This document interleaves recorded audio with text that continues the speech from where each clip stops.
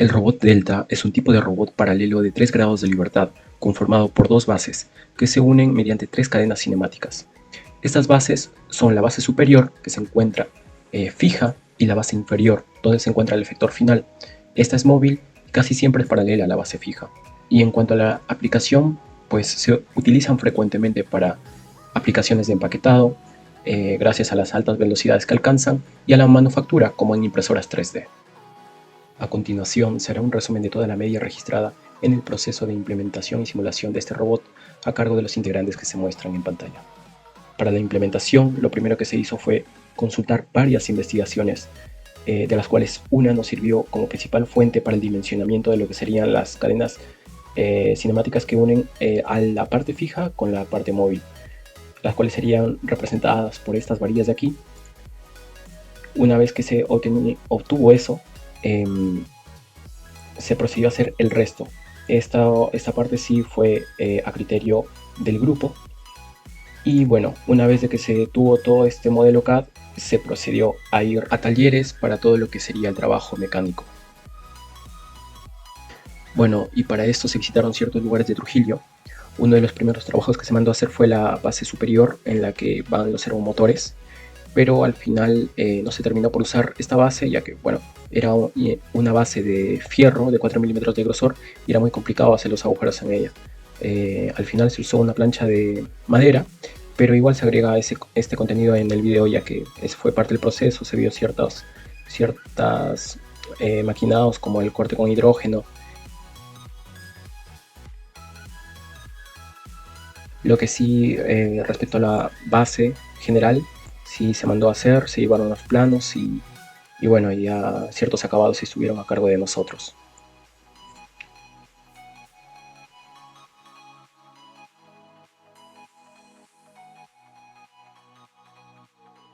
Otro trabajo también muy importante que se hizo fue el corte transversal de las varillas.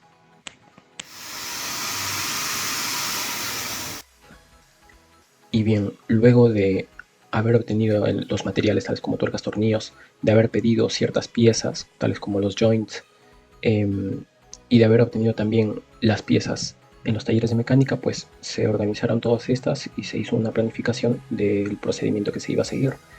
Uno de los primeros pasos fue empezar a hacer las primeras uniones, también con ciertas piezas también que se imprimieron.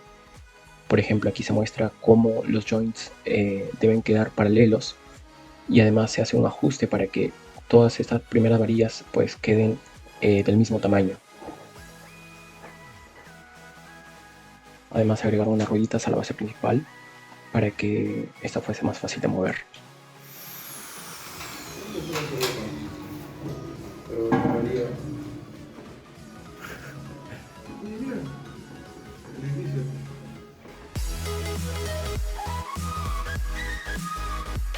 Y terminando ya la implementación, se puso la base de madera, como se dijo, y bueno, se ajustaron el resto, los brazos y el efector final, y finalmente quedó así.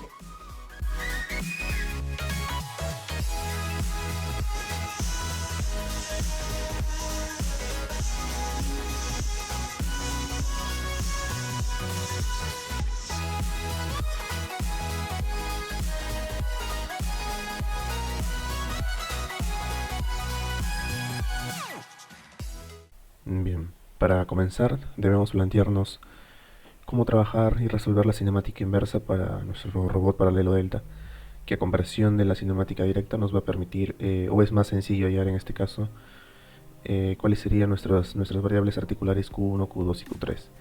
Esto con el fin de que podamos aplicar para la planificación de las trayectorias que se quiera realizar. Entonces, a partir del gráfico nosotros podemos acá notar de que d1 cuadrado más d2 cuadrado es igual a lb' al cuadrado, y que lb' al cuadrado es igual a lb cuadrado menos y cuadrado. Todas estas relaciones parten a partir de esos triángulos que están acá y de los despejes necesarios. Asimismo, la siguiente ecuación nos muestra que OA más LA coseno de teta 1 va a ser igual a toda la parte que está acá abajo, que vendría a ser menos x, ya que estamos considerando que nuestro x positivo es hacia la izquierda. más DC, que vendría a ser esta parte de acá, que es E, más D1, que es toda esta parte de acá.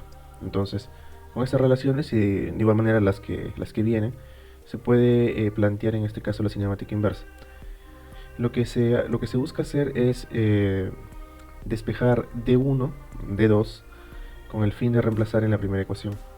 Entonces, reemplazando tenemos la siguiente expresión que podemos ver acá, con un valor de K de LA cuadrado menos LB cuadrado menos X sub 0 cuadrado menos Z cuadrado menos T cuadrado. Entonces, usando relaciones trigonométricas, con el fin de que podamos resolver de manera más sencilla estas ecuaciones, consideramos la siguiente expresión para coseno de teta 1, la siguiente expresión para seno de teta 1 y la siguiente expresión para el valor de t. Teniendo así una ecuación cuadrática, donde tenemos como constantes las variables e1, e2 y e3, que cada una tiene su respectivo valor. Y al ser una ecuación cuadrática, simplemente resolvemos con lo que ya conocemos, en este caso, la fórmula, ¿no? La fórmula general.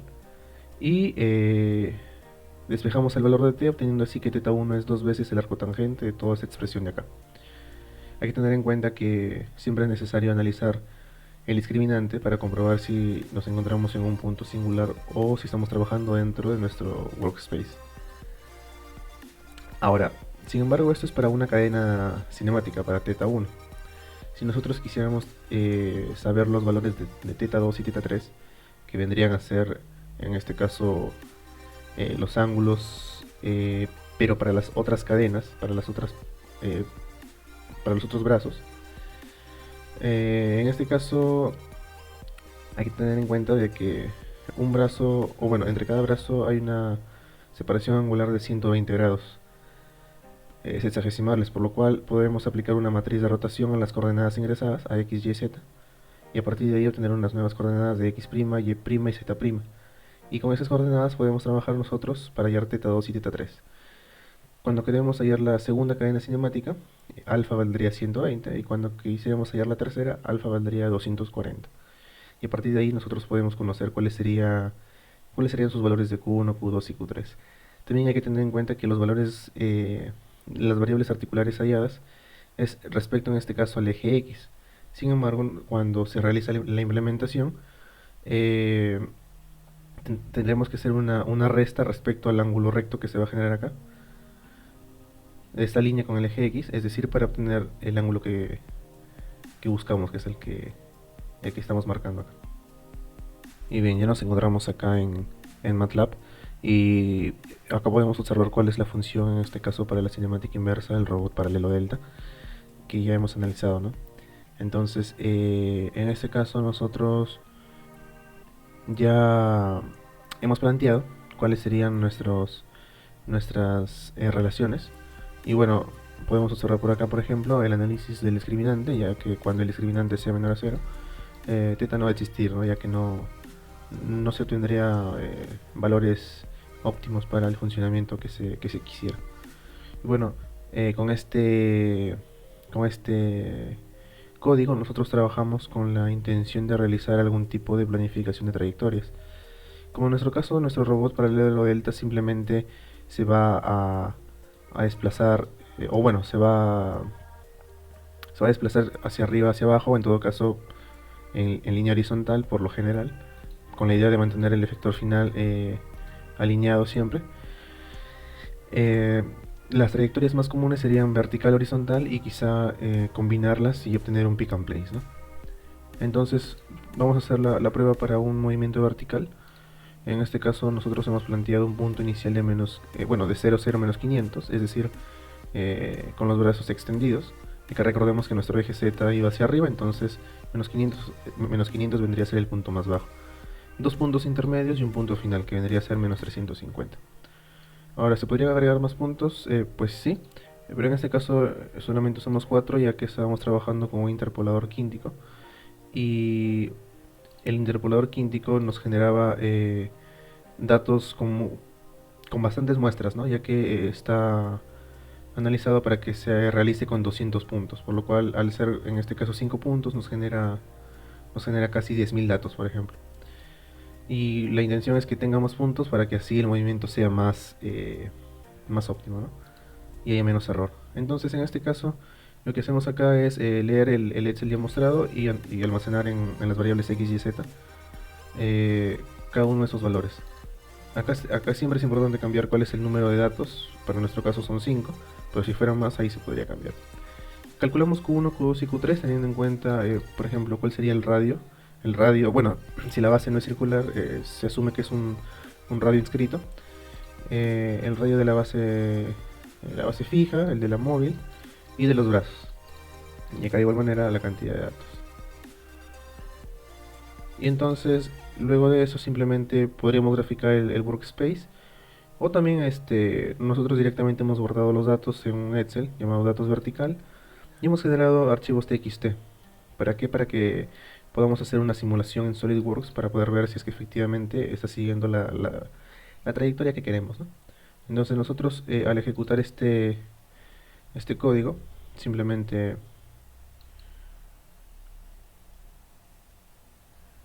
ahí tenemos cómo sería la trayectoria vertical.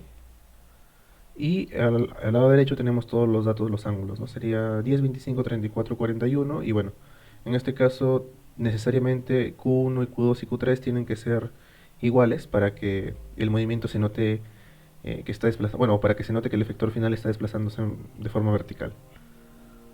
Y bueno, estos datos generados, los TXT serán llevados a SolidWorks para la respectiva simulación.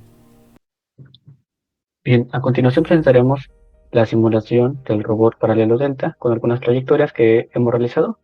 En primer lugar, empezaremos realizando una trayectoria la cual se aplicará al robot implementado, el cual será un movimiento de arriba hacia abajo, perdón, de abajo hacia arriba. Y aquí primero importamos nuestros datos, tal como se para cada articulación. Importamos nuestros datos para las trayectorias de punto a punto. Y aquí podemos observar las gráficas. Y este procedimiento se realizó para las 3 articulaciones. Y ahora mostraremos la simulación.